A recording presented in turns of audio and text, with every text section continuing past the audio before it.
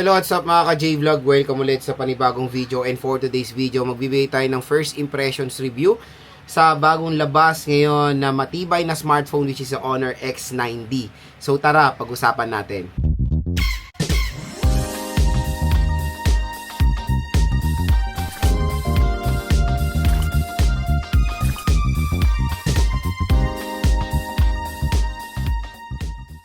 So yan mga J-Vlog, lumabas na. So since pag January talaga sahan nyo lumalabas yung bagong labas na na Honor X9 series. So nasa X9D na tayo. So yung X9C gumawa ng ingay yan last year na sobrang tibay, pwedeng pakuluan, ganyan. Nakita ko na yan sa Green Hills, ang dami naman na. And so far when it comes sa design and aesthetic, maganda yung display ng Honor X9C. So dito naman sa Honor X9D, tingnan natin yung mga specifications nito, pag-usapan natin at kung sulit ba siya mga idol, kasi syempre ang isang dito nilalaban nila dito is yung pagiging niya, durable. And again, this is a first impressions review. Nagbibigay ako ng mga first impressions sa bagong labas na smartphone, yung price specs and availability. Pero syempre, asahan nyo na i-review rin naman natin itong mga smartphones na to, kaya stay tuned lang mga idol. So, itong Honor X9D ay lalabas na ngayon January 15, 2026. Especially dito sa online, dito sa ating view products. Pag clinic nyo itong view products natin dito, mura at bagsak presyo nyo lang makukuha itong Honor X9D. So, ang SRP na ito is 18,000 pesos. Pero, sa online mga ka-J-Vlog, pwede nyo siya makuha ng 16,000 pesos. So again, with voucher na po yan. Dito lang nyo i-click yan sa ating view products. Ang laki po na matitipid nyo pag dyan kayo bumili mga idol. And sa mall, nasa 18,000 pesos yan. And I think, pag bibili kayo sa 15 is merong free na Jisoo Life Fan 5 until January, until January 23. So, pag nag-pre-order kayo ngayon, nandiyan yung link na yan, i-click nyo na yung mga J-Vlog, makakakuha kayo ng libreng Jisoo Life. At ito yung pinakamalupit. Sa lahat na mag-pre-order na ito, and including dito sa online, nakalagay naman dito is pre-order, is meron kayong chance na manalo ng Cybertruck. Ayan o, grabe, ang lupit. Diba? Last year, Rolex yung pinamigay nila, ngayon Tesla na mga idol, at hindi lang basta-basta Tesla, yung Cybertruck, ang mahal po niyan, pero yan yung isang pwede nyo mapalalunan pag nag-pre-order na kayo ng Honor X9D, kaya grab nyo na yung chance niyan manalo ng isang Cybertruck. Pero again, yung freebie niyan, sure ball naman yan pag nag-pre-order kayo until January 23, 2026. So grabe, pag si Honor talaga nagbigay ng mga pre-order details or mga pre-order freebies, yan kumbaga sobrang sulit. Biruin mo Jisoo Life, mahal yung Jisoo Life, diba? Pero yung tanong dyan, yung price niya, I think tumaas ng konti yung price ng Honor X9D compare sa Honor X9C. Titingnan natin yung mga specifications na nag-ibaba dito sa smartphone na to. Unang pag-usapan natin yung display niya. So meron tong 6.79 inches AMOLED display na meron resolution na 1080 naman siya. So 1200 resolution yung ma-offer nitong Honor X9D with 120 Hz screen refresh rate, at grabe yung nits of brightness nito. Sobrang liwanag, 6,000 nits of brightness. Kaya when it comes sa display quality or pagiging premium, ito na ang isang magandang isuggest sa inyo, itong Honor X9D. Talagang matutuwa kayo sa design at talaga matutuwa kayo sa overall viewing experience nyo dito sa smartphone na ito. Hindi lang manonood, especially pag naglalaro kayo. At syempre, sa OS naman is Android 15 with Magic OS 9. So syempre, since bagong taon pa lang, expect nyo yung mga smartphones ngayon is naka Android 15 pa rin. Pero I think may mga update naman yan sa Android 16, naka-ready na yung mga bagong labas na yan.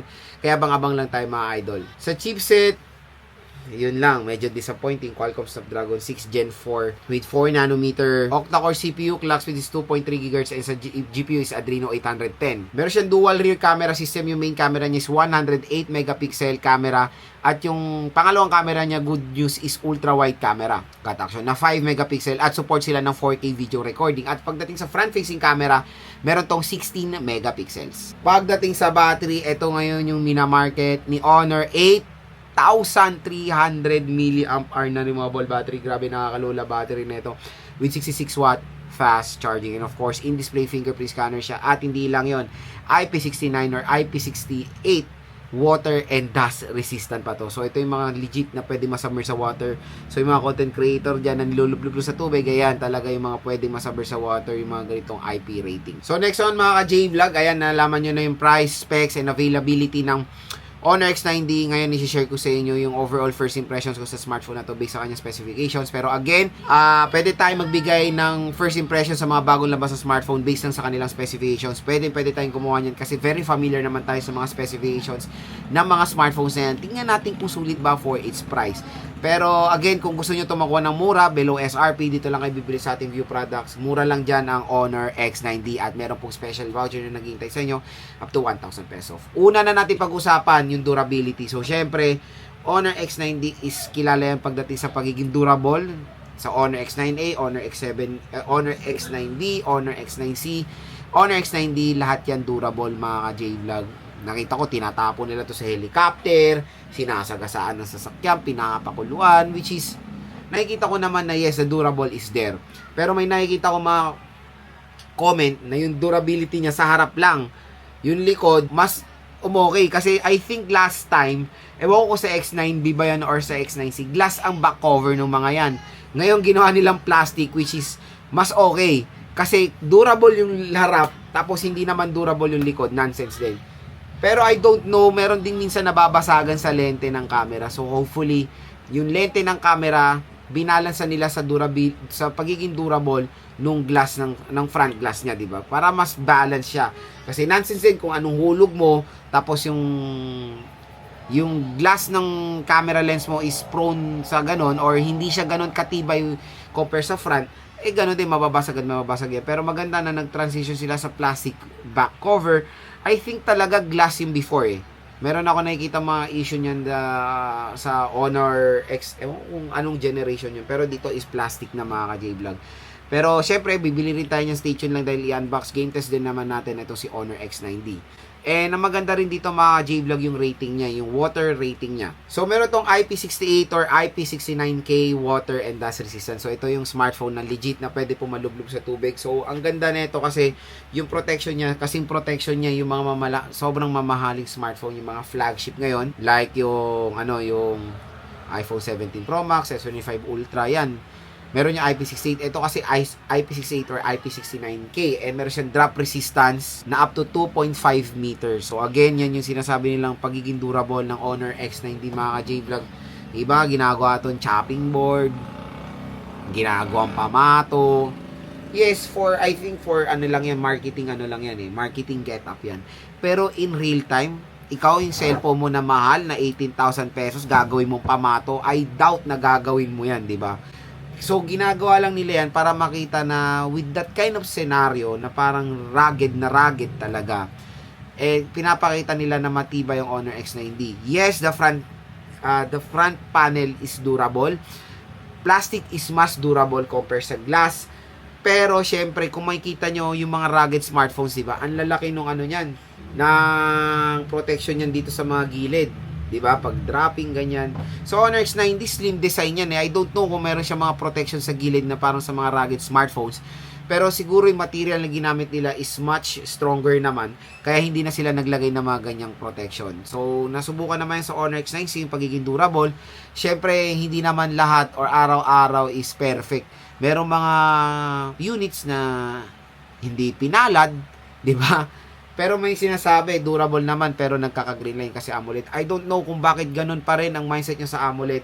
Hindi po lahat ng AMOLED nagkaka-green line. Nagdedepende yan kung paano nyo gamitin at paano with a certain scenario. Hindi po lahat nagkaka-green line. Ako, ang tagal ko ng user ng AMOLED since 2011. AMOLED user na ako. Yang Bernie na yan, yang green line issue na yan, nasa sa inyo po yan kung paano nyo gamitin. Kung nahulog nyo yung smartphone nyo ng once at gumana siya, given yun, pero siguro, alam mo yun, tapos nagka-green line ng ilang buwan, siguro yun yung mga isang resulta kung bakit sila nagka-green line kasi nahulog nyo sila, di ba? Or naipit, usually naipit talaga main culprit sa mga green line issues ngayon. Kaya again mga ka-J-Vlog, when it comes sa AMOLED panel, yan ang isa sa pinakagusto kong panel sa mga smartphones. Super AMOLED, Dynamic AMOLED, AMOLED, Kasi sila yung magbibigay ng mas premium display sa isang smartphone. Talagang sobrang matutuwa yung mata mo pag ginagamit mo yung smartphone dahil naka-AMOLED display. And yan ang isa sa pinakamaganda sa Honor X90, yung kanyang very premium display sa murang halaga lang. Medyo, ito, re-real talk ako, medyo disappointing yung processor. So, siguro si Honor talagang binuhos lahat sa pagiging rugged, pagiging drop resistant. Parang nakalimutan na yung processor. Ito lang, real talk lang talaga yung processor. Kasi yung processor niya is a Qualcomm Snapdragon 6 Gen 4 processor. So, yes, it's a powerful 5G na Qualcomm Snapdragon. Pero for its price na 18,000 pesos, I think it's not a perfect fit na maglagay ng 6 Gen series sa ganito. Usually, 7 Gen, pwede yan, acceptable. Pero 6 Gen, again, hindi po mabagal to. Hindi lang bagay yung kanyang processor for its price, kahit na rugged siya, kahit na maganda yung display, pero hindi naman na lahat ng consumers ganyan very picky sa specs, given yan. Ako ganun din naman ako, as long as yung smartphone hindi mabagal, pwede na yan sa akin. Sinishare ko lang yung observation ko na siguro mas better processor, mas okay yan. Or sana ginawa nilang MediaTek Dimensity na matataas, mas okay pa yan mga J-Vlog. So dito sa 6 Gen 4, it can handle games naman, pero don't expect yung mga sobrang AAA games ay makakaya ng mabuti netong si Honor X90. Kasi iba, when buying a smartphone talaga, processor tinitingnan, tapos gagawin pang laro. Yes, sa mga ganyang scenario, pwede naman yung Honor X90. Baka kasi mag-expect kayo ng masyado na kayang-kaya niya yung mga AAA game. Kaya niya, pero merong mga, kaya niya yung sa high settings, matic. Pero may mga scenario talaga mag-frame drop yung mga devices nyo. Asahan nyo na yun mga J-Vlog. Yun lang naman ang opinion ko sa processor niya. Processor is okay, pero hindi siya bagay for its price. Ang maganda sa Honor X90 mga J-Vlog, yung camera. Mataas yung megapixel ng camera niya, 108 megapixel. At yun, finally, nakikita ko na rin sa mga mid-range ultra-wide camera system. Mababa, 5 megapixel, pero siguro okay na yan. Again, hindi naman tayo nagbe-base sa taas sa megapixel pagdating sa linaw ng camera natin or sa mga photo natin. Nagdedepende pa rin yan sa software optimization ng smartphone pagdating sa camera. So again, magandang addition na merong ultra-wide camera ang Honor X90 at support niyang 4K video recording. Front-facing camera, malinaw din, 16 megapixels. Very basic na mga specs ng mid-range, dual series speakers at in-display fingerprint scanner.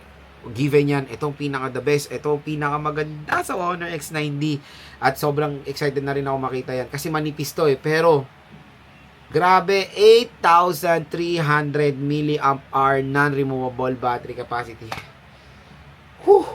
Ang laki ng battery nito mga ka-J-Vlog. Ito ay isa sa pinakamalaking battery sa smartphone today ngayon 2026.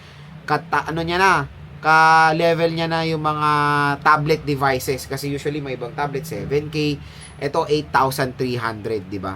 Hindi lang yun, 66 watts fast charging pa siya.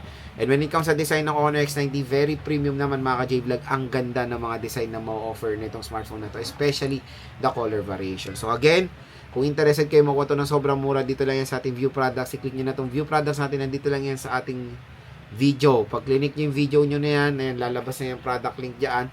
Diyan lang kayo bumili ng Honor X90, sobrang mura. Hanggang mura pa, ay hanggang pre-order pa. Bumili na kayo dahil meron kayong chance manalo ng Tesla Cybertruck at meron kayong makukuha mga freebies like Jisoo Live. So again, abangan nyo na po yung full review and game test ko dito sa Honor X90.